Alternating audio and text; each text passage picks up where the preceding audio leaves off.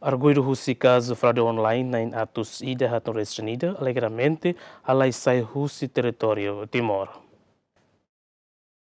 Ter informação de jornalista acesso a fonte credível, nebela corre publica em identidade ba público até tem katak, arguido husi caso fraude online, nebe polícia detém a área bebonuk, hamutuk nain sianulu resinen, no nain walunulu resensia la cumpre decisão tribunal nian, quando ba medida caução, no dadau ne halai husi territóriu Timór. Enquanto nain nenulu resinida nebe polícia detém a área tibar, nain limanulu resen rua makalai ses, no la cumpre despacho tribunal. Ter fonte informação ne, situação ne acontece, tamba parte imigração, la cita arguido sirane passaporte, no mos Ministério Público, hatene arguido sirane la ia passaporte no fácil atu halai husi territóriu Timór, mas be e alegação, la husu prisão preventiva, mas be husu date medida caução. Antes nele husi despacho Tribunal Judicial primeira instância dele, ba arguido naine nulo resinida nebe polícia detém a área tibar, Tribunal aplica prisão preventiva baserente na ida, no naine nulo selo.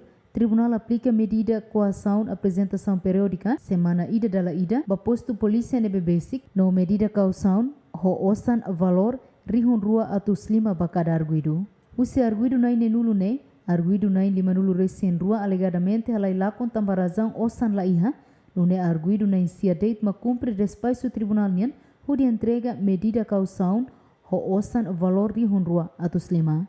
Além de ne arguido na insianulu resinen nebe autoridade de segurança detém a área bebonuk, antes ne despacho tribunal nian aplica medida proibição ausência, termo identidade de residência, no medida caução bakada arguido, ho osan valor dolar americano rihuntolo. Mas be husi arguido sianulu resinen ne, arguido na hito date ma cumpre despacho tribunal nian, o de entrega medida caução na walunulu recensia selo halai lakon husi justiça Timór.